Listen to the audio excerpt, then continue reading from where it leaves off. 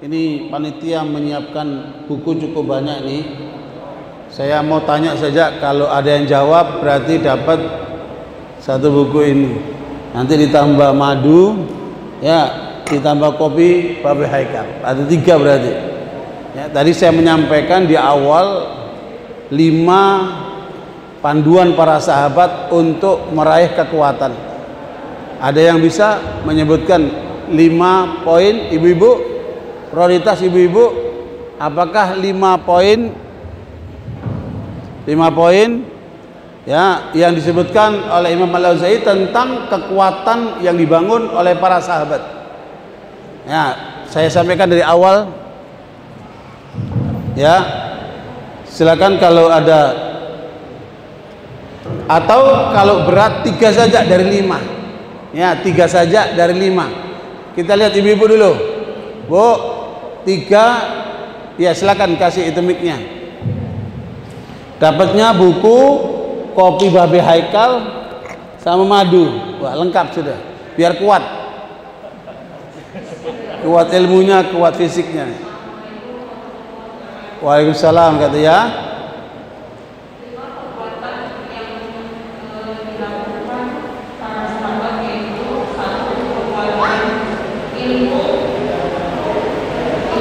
Hah? Ngarang. Apa tadi kekuatan para sahabat? Ibu nggak ada tadi Bu ya? Oh ya udah, ganti yang lain coba yang, ya ibu-ibu. Ya silakan.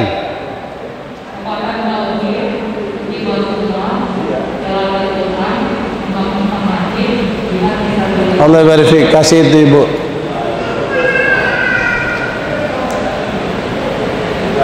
Ya, kalau ibu punya buku, hadiahkan ke temannya. Kalau ibu punya buku, hadiahkan temannya yang belum punya. Ya, nggak apa, dikasih 3 aja. Ya. Terus Imam Nawawi memiliki 4 konsep untuk supaya umat ini kuat. Siapa yang bisa menyebutkan? Ibu sudah. Bapak-bapak, siapa yang masih ingat 4 konsep Imam Nawawi untuk membangun kekuatan? Ya, saya masih ingat.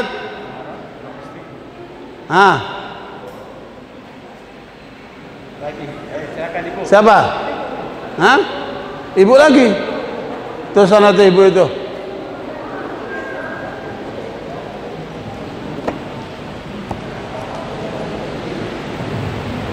Ya, ya Bu. Gerakan pertama, hubungan para dasar, hubungan Allah barifik. Naam. Ini bapak-bapak mana nih? Catatannya lutut. Sekali lagi untuk bapak-bapak ini. Kasih buku lagi, buku madunya lebih gede lagi nih Pak. Sama kopi Babe Haikal. Ya. Teori yang disampaikan hasil penelitian terhadap kekuatan Salahuddin Al-Ayyubi. Ada 3 unsur kekuatan yang menjadikan Salahuddin Al-Ayyubi menang melawan para salibis itu. Ya, bapak-bapak siapa yang bisa menyebutkan? Angkat tangan. Angkat tangan mana tangannya? Lah gimana itu? Suaranya mana tadi?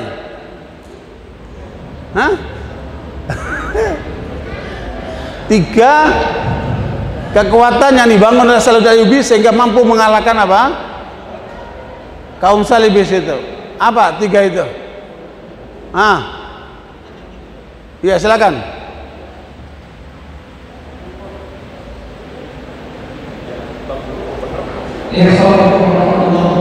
Salam kata ya.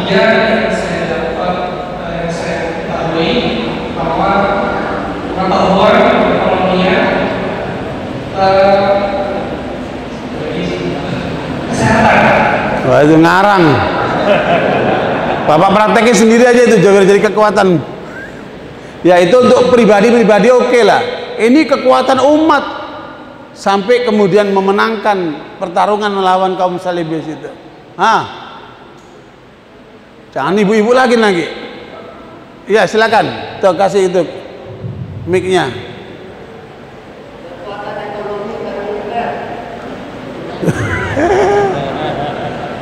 Antum bikin buku deh, 2 kekuatan itu biar jadi buku untuk karang sendiri. Nah, ini hasil penelitian ini. Hasil penelitian.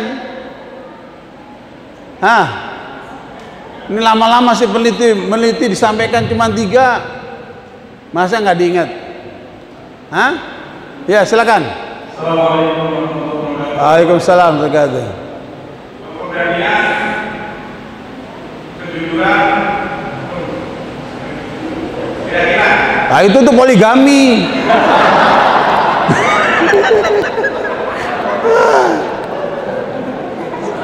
Ayo, apa yang disampaikan tadi?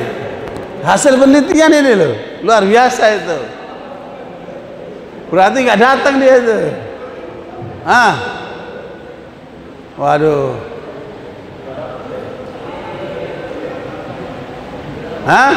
Udah angkat tangan semua nih. Pertama, kekuatan gerakan ulama. Ya. Yang kedua, kekuatan mak-mak, gerakan mak-mak. Yang ketiga, kekuatan kepemimpinan. Ya, itu hasil penelitian tuh. Jangan lupa itu. Oke, saya lanjut. Barakallahu Bapak Ibu sekalian. Jadi apa yang kita paparkan tadi yang nggak ada di buku ini, saya mau melengkapi bahwa Allah menyimpulkan kelemahan umat manusia itu ada di 2. Termasuk umat Islam kan, yaitu dalam surat Al-Ahzab ayat 72. A'udzubillahi minasyaitonir rajim. Inna 'aradna al-amanata 'ala samawati wal ardi wal jibal fa abaina yahmilnaha wa ashfaqna minha wa hamalaha al-insan innahu kana zaluman jahula. Kami telah tawarkan amanat risalah ini, ya, risalah Islam ini kepada langit, bumi dan gunung, makhluk besar semua itu. Tetapi semuanya keberatan menolak amanat itu. Cukup kami sampai di dunia saja. Kiamat selesailah tugas langit, bumi dan gunung. Mereka tidak mau ada tanggung jawab nanti di akhirat. Tapi amanat itu diembanlah oleh manusia ini. Siapa yang tidak menunaikan amanat risalah ini, ada 2 kemungkinan. Innahu kana zaluman jahula, karena dia zalim dan bodoh. Atau kalau bahasa Arab aslinya zaluman itu sangat zalim dan sangat bodoh. Kezaliman dan kebodohan adalah sumber malapetaka manusia. Dan 2 petaka ini itu diungkapkan oleh Allah, ghairil maghdubi alaihim waladdallin. Jangan engkau jadikan kami termasuk orang yang dimurkai oleh Allah. Ini siapa ini? Kaum Yahudi. Tahu yang benar tapi nggak mau jalankan. Yahudi itu. Makanya mereka manusia-manusia yang zalim. Ya. Bahkan nabi-nabinya pun diingkari, bahkan dibunuhin oleh mereka itu. Ya, yang kedua adalah waladdallin, yaitu kaum Nasara, mau beribadat tapi tanpa ilmu, bodoh. Manusia disembah, patung disembah, ingat. Tetapi Nabi telah mengungkapkan di dalam riwayat Bukhari dan Muslim, la tattabi'unna sanana man kana qablakum shibran bi shibrin wa dira'an bi dira'in hatta law dakhalu juhra dhabbin la dakhaltumuh qalu al yahud wan nasara qala faman. Ya, dalam riwayat Bukhari dan Muslim Rasulullah mengatakan, kalian umat Islam akan mengikuti jejak umat-umat sebelum kalian, sejengkal demi sejengkal, sedepah demi sedepah. Kalaupun mereka masuk lubang biawak, kalian akan masuk juga ke situ. Nabi ditanya, siapakah umat yang terdahulu itu? Yahudi dan Nasara. Kata Allah, kata Nabi, siapa lagi kalau bukan mereka? Lihatlah kelemahan umat ini.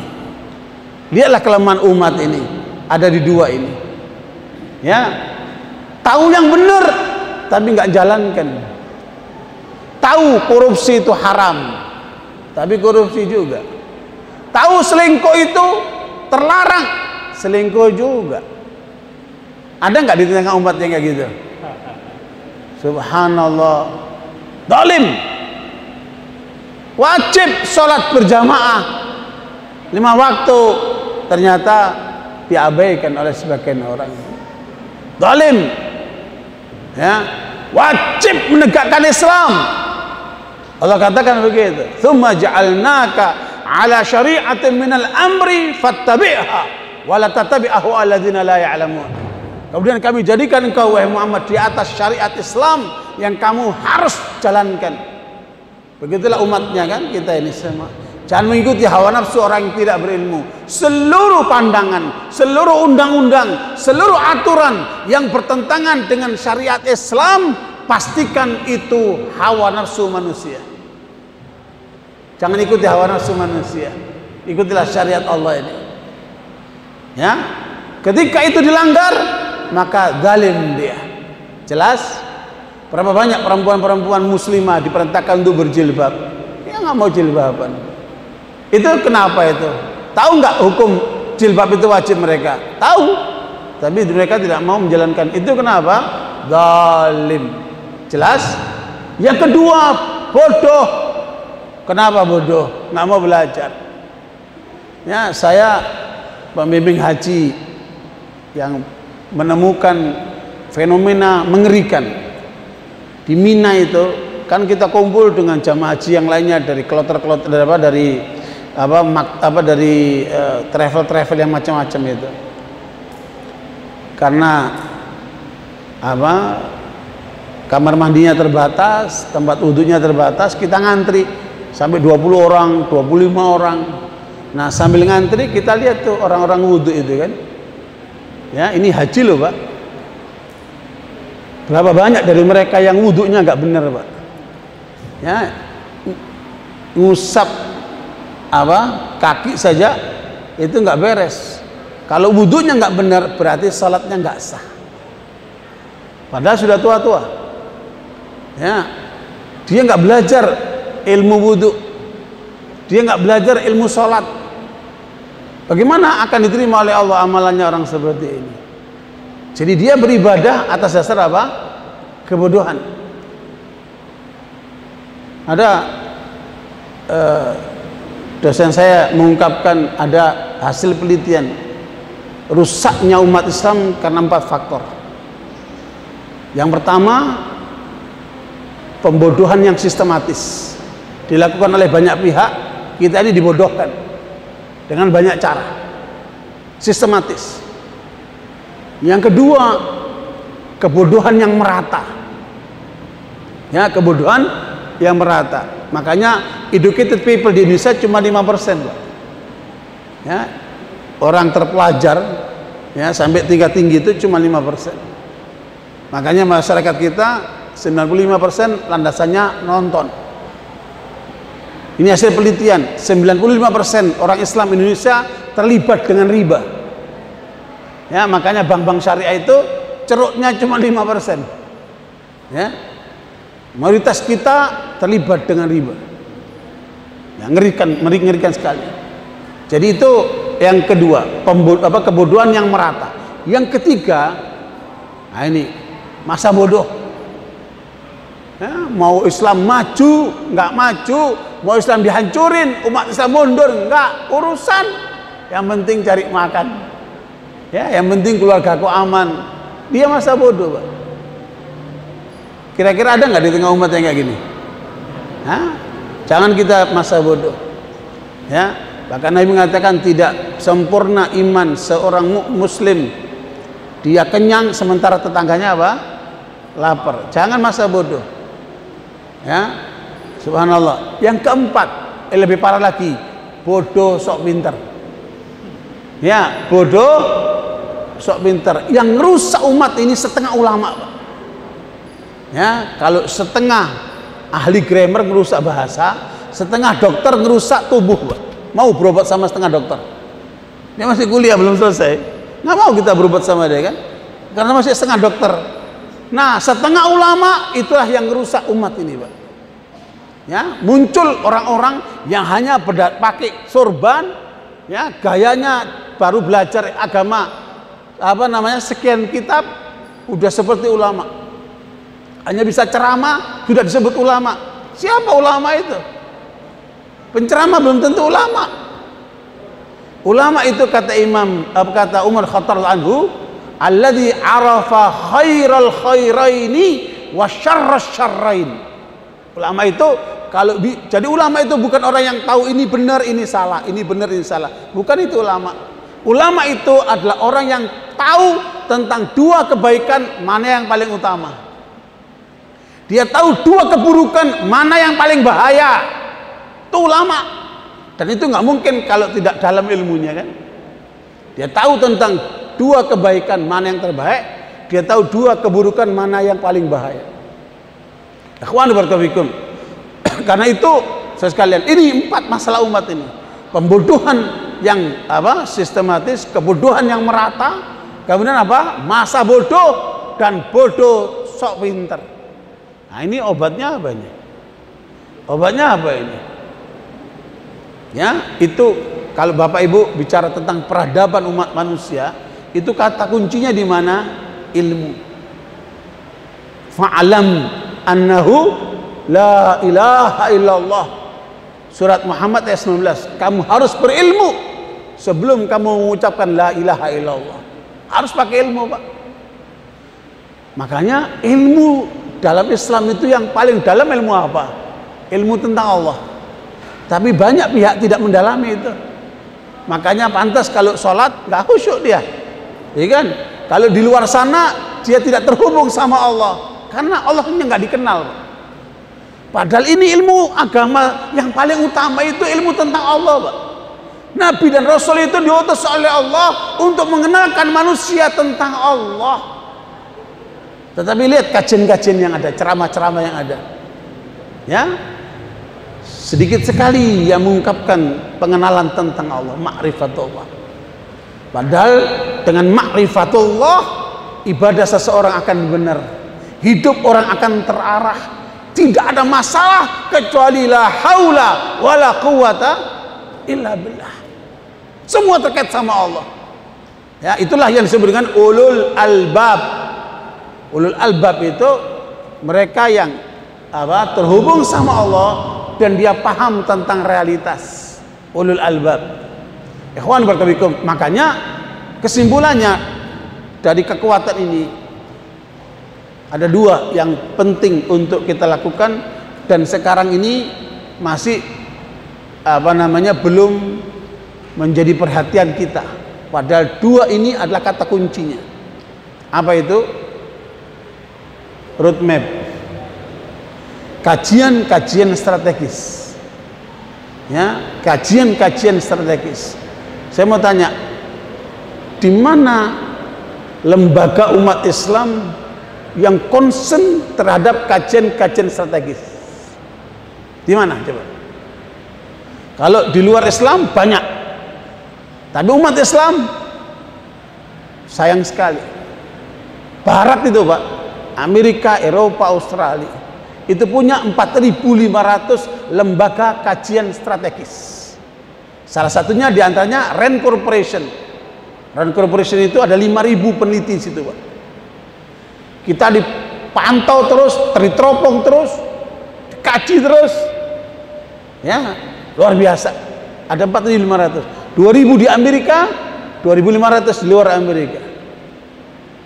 Kita di mana ada kajian-kajian strategis, lembaga kajian strategis. Nah, ini mungkin kita yang pinter-pinter yang punya kemampuan, ayo segera bikin lembaga kajian strategis. Dari situlah nanti akan ketahuan kondisi umat kita yang sebenarnya. Umat kita ini sehat atau sakit, umat kita ini kuat atau lemah, ya, titik-titik kekuatannya di mana, titik-titik kelemahannya di mana, peluangnya di mana, ancamannya di mana. Maka berlakulah analisa SWOT. Dari situlah kita bikin road map, ya, kapan kita akan menjadi kekuatan yang diperhitungkan secara politik, secara ekonomi, secara macam-macam itu. Nah, itu yang pertama. Yang titik lemah kita harus kita penuhi. Yang kedua adalah kepemimpinan, Dok. Yang kedua apa? Kata kunci kedua, kepemimpinan. Makanya Allah menyebutkan dalam surat Toha 26, inna khaira man istajartal qawiyul amin. Ya, pemimpin itu harus memiliki dua kriteria. Kuat, nih kekuatan jadi kuat orangnya, dan amanah. Ya, pemimpin harus kuat. Kuat ini ahli tafsir menjelaskan kuat agamanya, kuat pikirannya, kuat fisiknya, kuat kantongnya, kuat semuanya. Makanya sebaik lelaki itu yang paling banyak istrinya. Tandanya apa itu? Lemah atau kuat? Kuat. Setuju gak, Bu? Nah, Ibu senyum aja tuh, Ibu. Ya kan? Bu, saya mau tanya sama Ibu, jujur, Ibu mau laki yang kuat atau lemah? Bu, mau laki yang kuat atau lemah? Saya mau dengar Ibu. Kuat coba itu kan?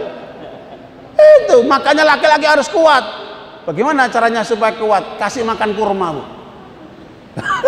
Makanannya jangan kerupuk. Makan apa, Bu?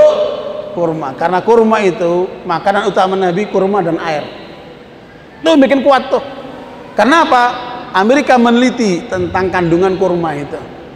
Dalam jurnal American Scientist ditemukan tidak ada buah yang mengandung unsur vitamin lengkap seperti buah kurma. Maka kata Nabi, rumah yang nggak ada buah kurmanya, rumahnya orang miskin. Ini buahnya macam-macam, nggak ada kurmanya, miskin.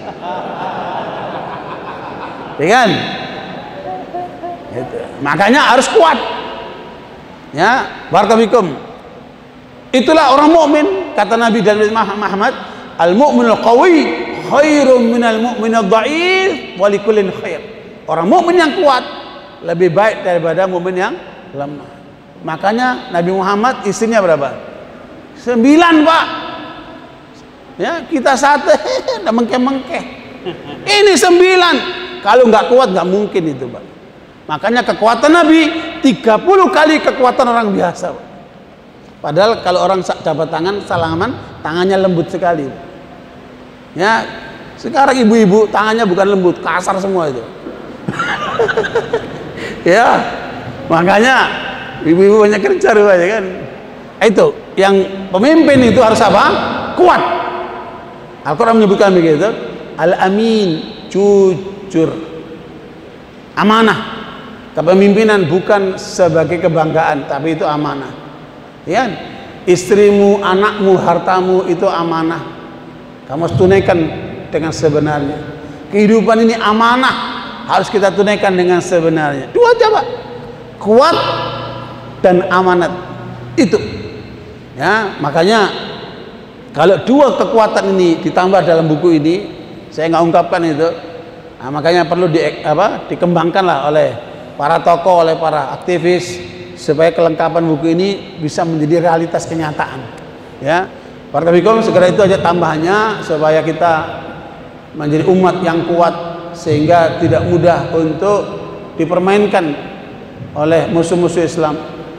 Dan kelemahan umat ini, ya, terutama di dalam internal kita. Ya, kelemahan ada di internal kita. Dan jangan salahkan orang lain, coba koreksi diri sendiri. Ya, kalau umat lemah, diri kita ada kelemahan. Karena kekuatan umat adalah kekuatan kita. Koreksi diri sendiri masing-masing. Yang kedua, kuatnya, derasnya kekuatan lawan yang merusak umat Islam. Dahsyat. Ya, lewat media, lewat macam-macam cara mereka untuk melemahkan umat Islam. Jadi dua titik kelemahan, internal dan dari upaya apa? Eksternal. Ya, analisa sudah terlalu banyak. Tinggal apa jalan keluarnya? Inilah yang harus kita lakukan. Di dalam politik ada dua kelemahan. Di dalam politik ada dua kelemahan, yaitu ta'assub, fanatisme. Fanatisme partai, fanatisme kelompok, ini melemahkan umat. Yang kedua, perpecahan. Ini hasil penelitian, Pak. Dan inilah realitas kita itu. Lemah karena ta'assub dan lemah karena perpecahan. Lelah kita dengan perpecahan itu. Ya, makanya di dalam surat Al-Anfal ayat 45-46 Allah memberikan jalan keluarnya 5. Ya, ya ayyuhalladzina amanu idza laqitum fi'atan fathbutu. Orang beriman kalau kamu menghadapi lawanmu, teguhlah kamu. Ini teguh pendirian, teguh sikap, teguh semuanya. Ya, wadkurullaha katsiran la'allakum tuflihun. Banyaklah kamu berzikir kepada Allah. Jangan kamu terlalu mengandalkan kekuatanmu. Ya, kekuatan kita harus dibangun dengan kekuatan apa? Bantuan dari Allah SWT. Wa ma ramaita id ramaita walakinallaha rama. Ya. Yang ketiga, wa ati Allah wa rasulah.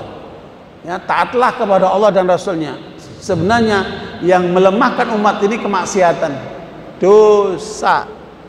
Makanya kekalahan umat Islam dalam perang Uhud itu karena sebagian pasukan tidak mentaati perintah Rasulullah. Allah kalahkan mereka. Kemaksiatan begini banyak, susah untuk kita menang kalau kita tidak perbaiki. Ya, taat kepada Allah dan Rasulnya ini harus kita bangun terus menerus. Kemudian yang keempat, wala tanaza'u fatafshalu wa tadhhaba rihukum. Jangan kalian bermusuhan, berpecah, ya, saling gontok-gontokan sehingga rusaklah kekuatan kalian, lemahlah kalian. Ya, makanya perpecahan harus kita tutup. Beda perpecahan, beda-beda pendapat. Ya, ada beda pendapat, ada beda pendapatan juga. Kan? Kadang-kadang timbul, harus dicek dulu ini beda pendapat atau beda pendapatan. Ya, ini karena pikiran atau hawa nafsu. Perhatikan, kalau perbedaan pendapat itu normal. Ya, mau demonstrasi mau itu normal. Ya, silakan saja beda pendapat, tapi jangan bermusuhan. Ya, menghalangi orang yang ingin berjuang membela Islam, ya, dengan cara melemahkan, ini sudah hawa nafsu, ini berbahaya. Kita boleh beda pendapat, suami istri aja bisa beda pendapat, apalagi orang lain kan. Ya, makanya beda pendapat itu lumrah. Maka muncullah fikih Hanafi, fikih Maliki, fikih Syafi'i, fikih apa? Hambali, karena di situ ada beda pendapat. Ya. Nah, ini itu sesuatu yang lumrah. Yang kedua adalah perpecahan. Itulah aliran-aliran sesat itu. Ya, Syiah, Ahmadiyah, kelompok aliran sesat itu bukan perbedaan tapi apa? Penyimpangan. Ya, beda perbedaan, beda penyimpangan. Kalau sesat itu semua menyimpang itu. Nah, disitulah terjadi perpecahan-perpecahan itu. Nabi menyebutkan sampai 73 kan. Nah, ala kulli hal, yang keempat kata Allah, jangan permusuhan, jangan kalian kemudian berpecah belah, nanti akan melumatkan kekuatan kalian. Yang kelima kata Allah, wasbiru, sabar. Ngadepin orang banyak kita ini, ya, kita ngadepin anak keluarga kita aja kadang-kadang empot-empotan kita kan, butuh sabar. Bu, butuh sabar nggak? Kadang-kadang ngadepin bapak udah bawel, ya kan? Pelit lagi kan, kasar, waduh, itu butuh kesabaran luar biasa itu, sabar. Apalagi gak ada umat yang segini banyak kan.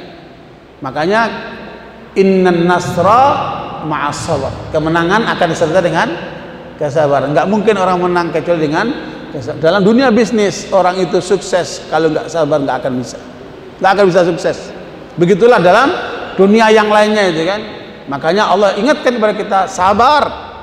Jangan terburu-buru, jangan emosional, ya, perhitungkan semuanya pada tempatnya, kan? Nah, 5 itulah arahan Allah buat kita supaya kita menjadi pemenang di dalam kehidupan yang sekali ini, dan jangan sampai kita gagal paham, salah jalan, ya, apalagi sampai menyimpang, ya, ujungnya nanti su'ul khatimah, naudzubillah min dzalik. Selama kita jalannya benar, kita tempuh itu.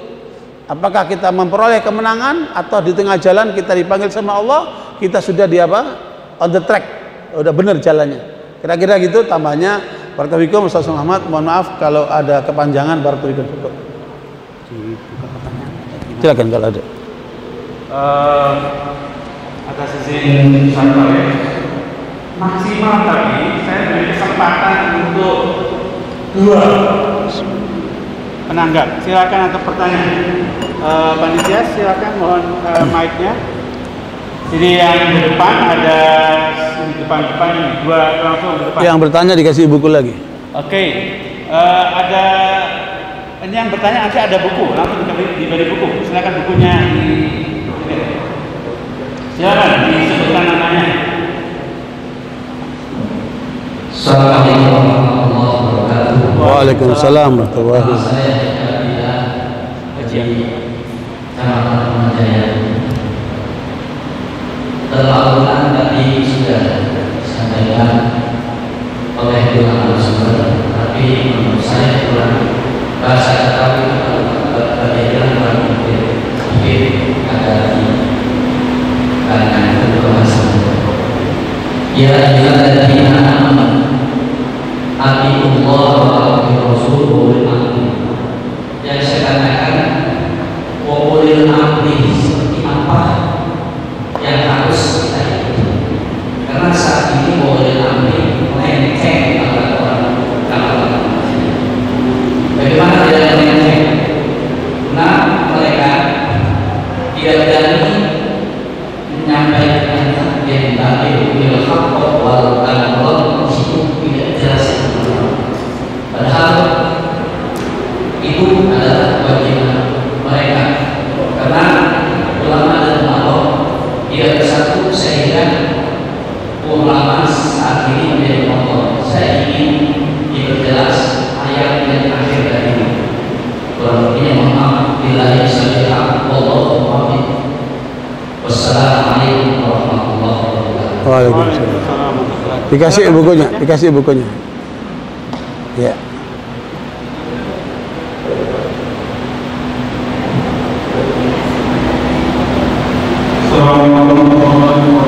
Waalaikumsalam warahmatullahi wabarakatuh. Nama?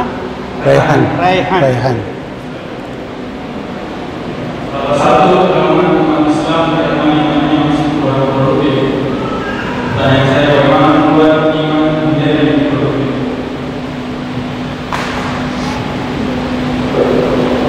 Kasih bukunya. Ya. Iman yang produktif. Ya.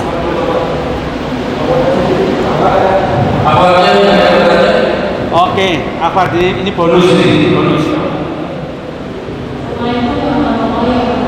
Waalaikumsalam. Istiqomah. Yang harus kita terapkan di mama di rumah. Sebenarnya mama tuh yang kita lihat itu banyak kejadian yang bisa hancur ya, kayak pemilihan itu salah satunya peran mama di situ. Nah, untuk menghadapi ini, peran kita ada satu keinginan seperti apa? Untuk wanita pelaporan, untuk penghuni Islamnya. Karena tadi yang Bapak bilang soal kesehatan adalah yang paling sering kita lihat sekarang itu apa? Yang menurut saya itu yang menghancurkan dari orang komunitas yang sekarang lagi jauh di mana-mana tolong seperti apa ya? Terima kasih. Waalaikumsalam. Saya itu 3 pertanyaan bisa. Ya. Ya, barakallahu cakep, 3 pertanyaan cukup menarik. Jadi ayat itu ada dalam surat An-Nisa ayat 59. Bunyinya begini. A'udzubillahi minasyaitonir rajim. Ya ayyuhalladzina amanu atiiullaha wa atiiur rasula wa ulil amri minkum. Nah, ini banyak ayat ini dipotong-potong, Pak. Jadi ayat itu khitabnya, arah ayat itu ditujukan kepada orang-orang beriman. Jadi orang muslim belum tentu mukmin. Itu ulama sepakat. Kalau orang mukmin pasti muslim. Nah, ayat ini khusus orang beriman, Pak. Berarti munafik keluar, orang fasik keluar, ya, apalagi kafir kan? Ini ayat untuk orang-orang beriman. Dan semacam ini ada 90 ayat di dalam Al-Quran. Nah, kepada orang-orang beriman ini Allah arahkan, kalian harus taat kepada Allah mutlak. Kalian harus taat kepada Rasulullah mutlak. Tapi pada ulil amri tidak ada ketentuan taat. Kan ati Allah, taat sama Allah mutlak. Wa ati Rasulah, taat mutlak. Tidak ada tawar menawar. Tapi wa ulil amri minkum, tidak ada kata-kata taat. Kenapa? Para ahli tafsir mengatakan taatnya bersyarat. Ya. Sebelum saya bicara tentang bersyarat, ulil amri minhum atau minkum? Minkum, maksudnya apa? Pemimpin dari orang-orang beriman. Nah, ini harus dibedakan. Jadi saya melihat banyak kalangan yang salah memahami ayat ini karena sepotong-sepotong, nggak utuh. Jadi pertama taatnya bersyarat, yang kedua ulil amri minkum. Minkum ini siapa? Orang beriman yang taat kepada Allah dan Rasulnya. Harus kita taat kepada mereka karena mereka nggak melanggar Allah, nggak melanggar Rasul gitu. Dan itu penjelasannya panjang sekali. Jadi karena itu pertanyaannya, apakah pemimpin-pemimpin kita ini termasuk ulil amri minkum? Perhatikan, Indonesia bukan negara Islam. Dalam ketetapan undang-undang presiden 4 kewajibannya. Pertama, mencerdaskan seluruh rakyat Indonesia. Nih Pak, ini amanat undang-undang. Yang kedua, mensejahterakan seluruh rakyat Indonesia. Yang ketiga, melindungi seluruh tumpah darah Indonesia. Yang keempat, berpolitik bebas aktif keluar. Itu 4 amanat undang-undang. Nah, kalau ini kita pretelin terhadap kepemimpinan hari ini, nah itu tugas para ilmuwan lah itu, udah para ahli hukum lah itu, tugas tokoh-tokoh lah itu. Jadi saya heran di ILC kemarin itu membahas setahun kepemimpinan Pak Jokowi Ma'ruf. Kok ini nggak dibahas? Padahal ini yang utama loh Pak. Kalau mau mengukur berhasil tidaknya kepemimpinan nasional, ukurannya ini, karena ini ketetapan undang-undang, ya kan? Saya ditanya kemarin, saya ngasih kuliah subuh, banyak profesor. Salah seorang dokter itu nanya sama saya, pertanyaan begini, kalau Ustadz jadi presiden, apa yang Ustadz akan lakukan? Apakah akan merubah kepresiden Ustadz ini yang ada jadi khilafah?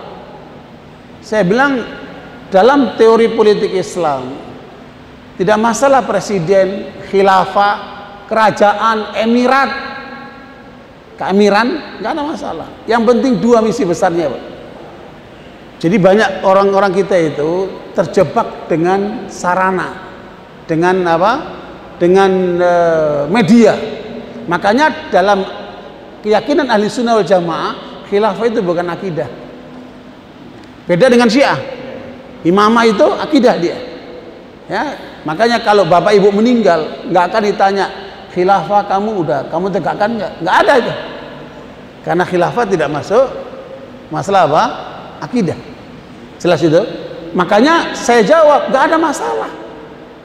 Presiden, khalifah, amir atau raja, 2 misi besarnya dalam ajaran Islam. Pertama adalah himayatuddin, bagaimana menegakkan Islam. Islam ini harus ditegakkan ini oleh pemimpin itu. Dan itu tidak ada dalam undang-undang Indonesia Pak. Ada nggak? Nggak ada. Ulil amri minkumnya berarti belum masuk Pak. Ya kan? Yang kedua, mensejahterakan rakyat. Jadi kalau bahasa ulama itu himayatuddin wa siyasatud dunya. Maksudnya apa? Seluruh rakyat yang dipimpin oleh presiden, khalifah, amir, raja, supaya rakyatnya selamat akhiratnya. Kira-kira pemimpin sekarang ngajak selamat akhiratnya? Pak, Bapak jawab, sekarang pemimpin kita ngajak keselamatan akhirat nggak? Jauh. Karena mereka nggak mau berpegang dengan Al-Quran dan Sunnah. Gitu. Makanya inilah perjuangan kita dalam upaya ke depan, bagaimana menyadarkan mereka umat ini supaya selamat akhiratnya. Karena itu yang paling utama Pak. Wal akhiratu khairul laka minal ula. Selamatkan agamanya dulu, akhiratnya dulu. Baru bagaimana mensiasati di dunia, yaitu apa? Supaya masyarakat ini sejahtera, baldatun Thayyibatun itu artinya sejahtera. Wa Rabbun ghafur, akhiratnya selamat. Itu. Nah, ternyata ini masih jauh dari kenyataan. Jadi makanya pemahaman ulil amri di situ bersyarat selama mereka taat kepada Allah dan Rasulnya. Jadi makanya maknanya apa? Wajib bagi orang beriman menegakkan pemimpin-pemimpin dari kalangan beriman sendiri. Mbak ya. Yang kedua, kalaupun terbentuk pemimpin, terpilih pemimpin dari umat beriman ini, maka syaratnya harus taat kepada Allah dan Rasulnya, dan tidak boleh kita taati selama mereka melanggar Allah dan Rasulnya. Itu Pak, barakallahu fikum. Adapun pertanyaan yang kedua terkait dengan masalah keimanan yang produktif, itu kayak apa sih? Di dalam surat Al-Anfal ayat 2, 3 dan 4. Silakan dilihat. Allah katakan, innamal mu'minuna alladzina amanu billahi wa rasulih. Innamal mu'minuna alladzina idza dzukirallahu wajilat qulubuhum wa idza tuliyat alaihim ayatuhu zadatuhum imana wa ala rabbihim yatawakkalun alladzina yuqimuna sholata wa mimma razaqnahum yunfiqun ulaika humul mu'minuna haqqan lahum darajatun 'inda rabbihim wa maghfiratun wa rizqun karim. 2, 3 dan 4. Allah mengatakan, sesungguhnya hanya saja orang beriman itu mereka yang beriman kepada Allah ya dan Rasulnya, yang kemudian mereka apabila disebut nama Allah bergetar hatinya. Maksudnya apa? Punya rasa takut sama Allah. Mau korupsi nggak jadi, ingat sama Allah. Mau berzina nggak jadi, ingat sama Allah. Mau bohong nggak jadi, ingat sama Allah. Mau mengingkari janji nggak jadi karena takut sama Allah. Itu orang beriman itu Pak. Yang kedua, apabila dibacakan ayat-ayat Allah maka bertambah imannya. Bertambah berarti apa? Produktif. Imannya meningkat terus, meningkat terus, meningkat terus. Makanya kaidah di kalangan para ulama ada 700 ulama yang menyebutkan iman bertambah dan berkurang. Bertambah dengan ketaatan, berkurang dengan apa? Kemaksiatan. Ya, makanya pacu iman terus supaya produktif dengan ketaatan-ketaatan. Jangan sampai menurun karena apa? Kemaksiatan. Itu. Kemudian yang berikutnya, yang Yang ketiga adalah wa 'ala rabbihim yatawakkalun. Mereka senantiasa bertawakal kepada Allah. Tawakal itu apa? Usaha maksimal, pasrah sama Allah. Ya, kita bekerja dari pagi sampai maghrib, cukup mencari dunia, habis itu tawakal sama Allah, pulanglah kamu ke rumah. Bekerja keras, pasrah sama Allah, tawakal namanya itu. Ya, itu yang ketiga. Artinya ada upaya di situ kan. Yang keempat, yaitu menunaikan senantiasa sholat. Mereka yang terus menerus menegakkan sholat. Yang kelima, mereka mau berinfak dari sebagian harta yang diberikan oleh Allah kepadanya. Jangan lupa untuk zakat, berinfak, sedekah dan seterusnya itu. 5 itu Pak. Kalau mau produktif iman itu 5 itu. Bangun hubungan kepada Allah. Dalam itu Al-Quran. Ya, kuatkan tawakal kita. Kemudian tegakkan sholat dan banyak berinfak. Ya, mereka itulah orang mukmin yang sebenarnya, kata Allah. Mereka itulah yang akan diberikan oleh Allah derajat yang tinggi, ampunan dan rizki yang mulia. Luar biasa. Nabi SAW kemudian menafsirkan di dalam riwayat Imam Bukhari, al-imanu bid'un wa sittuna syu'bah, wa fi riwayatin bid'un wa sab'una syu'bah. Iman itu ada 60 lebih cabang atau 70 lebih cabang. Iman itu terdiri pada 3 hal. Iman yang ada di kalbu, maka melahirkan rasa cinta kepada Allah, rasa harap kepada Allah. Itu pekerjaan kalbu. Iman dengan lisan, membaca 2 kalimat syahadat, berdakwah, baca Quran, mengajak orang yang benar, nasihati orang. Itu apa? Iman dengan lisan. Dan yang ketiga, iman dengan anggota tubuh. Ya, iman dengan anggota tubuh itu termasuk bapak ibu datang ke pengajian ini. Ya, itu adalah bagian daripada bekerja mencari yang halal. Itu semua iman dalam kaitan yang ketiga. Jadi kaitan kalbu, kaitan dengan lisan, kaitan dengan perbuatan. 3 itulah kita harus efektifkan sehingga iman itu menjadi apa? Produktif. Jelas? Nah, kemudian bagaimana strategi meningkatkan kualitas emak-emak ini? Alhamdulillah hampir kebanyakan pengajian saya itu dengan ibu-ibu. Makanya kalau di ibu-ibu itu saya paling ganteng, Pak. Karena semuanya ibu-ibu, ya kan? Nah, saya melihat potensi ibu-ibu ini dahsyat. Makanya ada ungkapan di dalam syair itu, al-ummu madrasatun idza a'adattaha a'adatta jilan thayyibal araq. Seorang ibu itu seperti satu madrasah, seperti satu sekolahan. Kalau kamu persiapkan satu ibu dengan benar, maka dia akan melahirkan generasi luar biasa. Makanya jangan diabaikan pembinaan dan pendidikan ibu-ibu. Makanya kalau bapak ibu punya anak perempuan 2, bapak ibu didik dengan benar ini perempuan sampai mereka menikah, maka dijamin surga oleh Nabi Muhammad SAW. Karena membawa perempuan bukan mudah, mendidik perempuan bukan mudah, ya. Pagi beda, sore beda, kan? Makanya kita yang banyak bergaul dengan perempuan akan tahu banget, ya. Allah menyebutkan tipu daya setan lemah, tapi tipu daya perempuan dahsyat. Itu Al-Quran loh itu. Ini bukan bicara wanita yang solihah, ya. Ini bicara wanita-wanita di luar mereka. Ya, tipu daya yang merusak laki kebanyakan siapa? Perempuan, bukan perempuan solihah ini.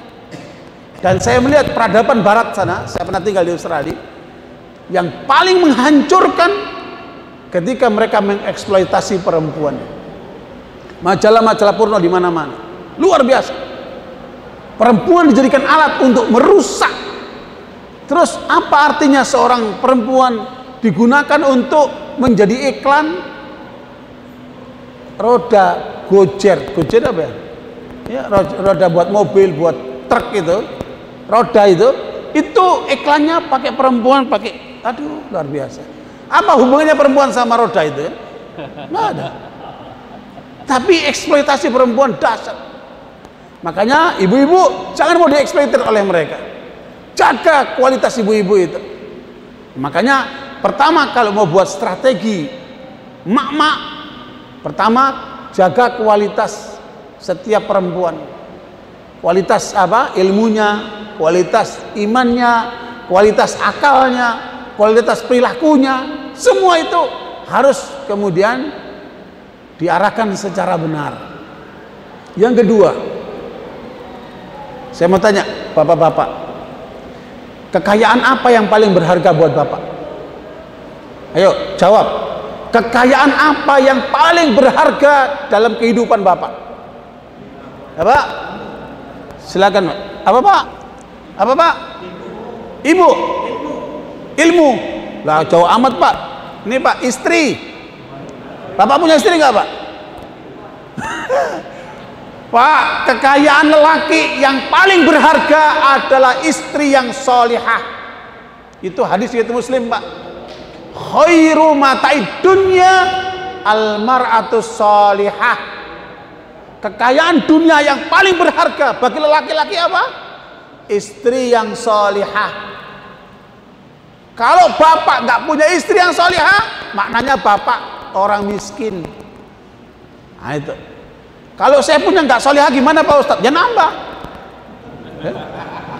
Bagaimana supaya dapat solihah? Saya yakin bapak kalau istrinya nggak solihah, bapak bilang gini, kalau kamu tidak solihah, saya akan cari istri tambahan. Kira-kira akan berubah nggak dia? Nah, berubah insya Allah. Makanya istri kita harus solihah. Ya, kalau solihah ditambah solihah lagi gimana Pak? Dahsyat, dahsyat, ya kan? Ala kulli hal. Jadi saya sekalian, itu siapkan perempuan-perempuan dengan kualitas yang the best. Saya lagi nulis buku, Bu. Ya, judulnya menyiapkan kader muslimah yang hebat, from zero to hero. Mulai lahir sampai jadi orang hebat, gimana itu caranya itu? Nah, itu perlu konsep itu menyeluruh, ya. Nah, ala kulli hal, barakallahu fikum. Itu jadi yang pertama bangunlah pribadi-pribadi muslim itu. Yang kedua, bersiaplah jadi istri yang salihah. Kenapa?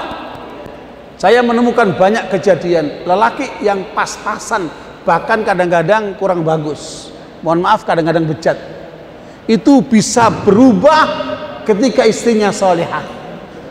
Ya, ada seorang ibu-ibu malam dia tahajud, dia doakan suaminya pulang baru minum minuman keras, baru main perempuan dengan yang lainnya. Ya, dia sampai rumah, di depan rumah dia mendengarkan istrinya sedang sholat, sedang berdoa dalam tahajud malamnya, mendoakan suaminya. Nangislah tuh suami, dan sejak itu dia bertobat dan minta maaf kepada istrinya itu. Ini peranan siapa? Peranan istri. Makanya jangan menunggu suami yang soleh saja, istri harus solihah. Ya, bapak-bapak harus arahkan tuh bagaimana istrinya jadi solihah. Kenapa? Karena dia akan jadi ibu anak-anakmu. Makanya kewajiban bapak ketika milih calon istri, yang pertama dipertimbangkan apa? Dia akan menjadi ibunya anak-anakku. Jadi jangan cuma lihat cantik saja, siapkan istrimu akan menjadi ibu buat anak-anakmu. Jangan main perempuan sembarangan. Jelas itu kan? Nah, itu strategi kedua, ibu. Yang ketiga, ketika dia sebagai wanita yang berkualitas, dia menjadi istri yang solehah. Buatlah kesepakatan dengan suamimu, kita hidup bersama dan hidup sesurga. Ya, kita hidup bersama dan hidup sesurga. Kira-kira mau nggak tuh suami? Bu, mau nggak sih suami, bu? Kalau nggak mau, jangan-jangan dia punya simpanan ini ya. Ayo kita hidup bersama dan hidup sesurga.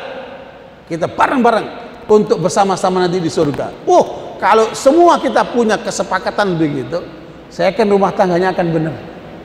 Ya, sehingga karena itu saling mengingatkan antara suami istri, ayo kita bareng-bareng menuju surga. Oke. Baru kemudian yang keempat, didiklah anakmu di dalam rumah tangga yang berbau surga ini untuk melahirkan kader-kader hebat. Perhatikan, tidak ada di dunia ini manusia hebat kecuali di baliknya ada siapa ini? Ada ibu yang hebat. Dan saya banyak melakukan penelitian terhadap orang-orang yang sukses di dunia ini. Saya menemukan karena baktinya mereka kepada ibunya. Kalau seorang lelaki yang sudah tidak perhatian dengan ibunya, apalagi jahat sama ibunya, jangan berharap laki itu akan sukses.